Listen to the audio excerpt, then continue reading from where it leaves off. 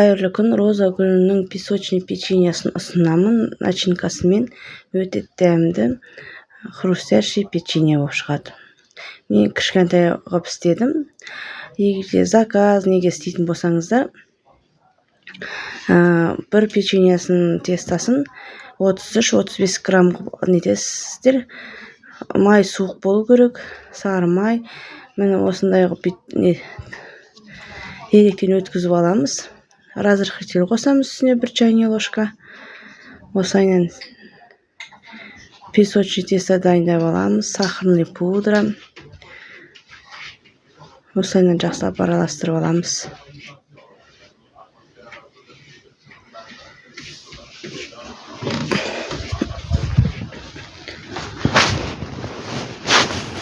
Bir чайная ложка куркума,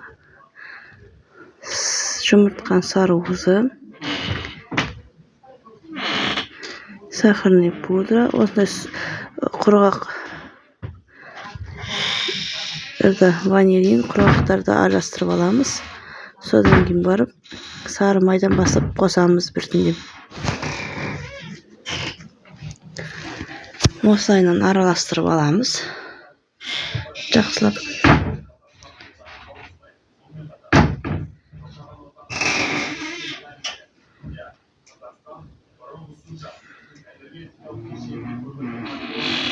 Песочный тестомызды дайындап аламыз.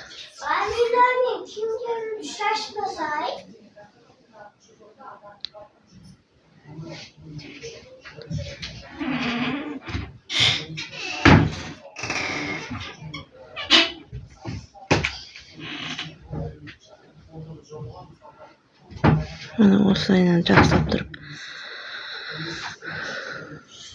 үгітіп алдық. Маймен сарыуыз, қаймақ 15-20% болу керек.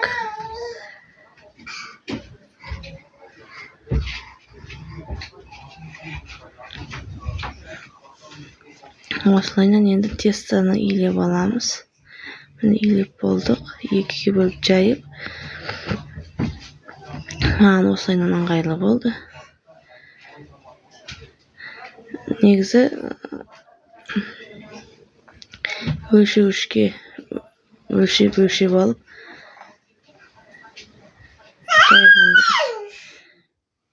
маған осылайынан тез болады.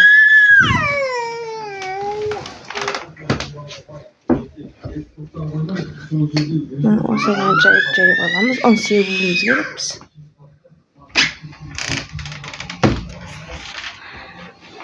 Осындай.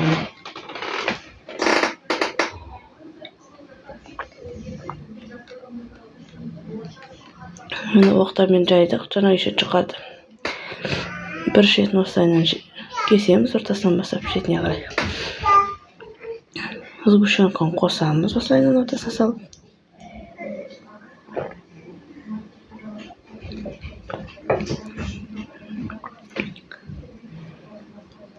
Осылайынан ораймыз. Роза гүл шығады әдемі. Қонаққа неге өте дәмді.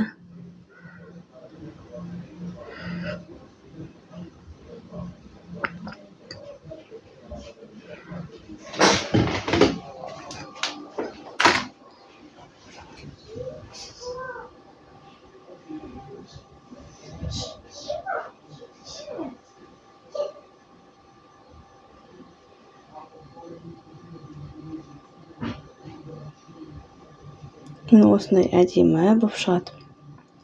170-180 градуста пісіріп аламыз. Осындай керемет болып шығады. Астын осылайынан жабыстырып аламыз. Мен осылай істеп болдым. Енді қысып тұрған пешімізге салдық. Мені пісіп болды. Видеоның соңына шейін қарап, комментарий жазып, лайк басып, каналыма тіркеле кетіңіздер. Келесі рецепт түсіргенше қош сау болыңыздар.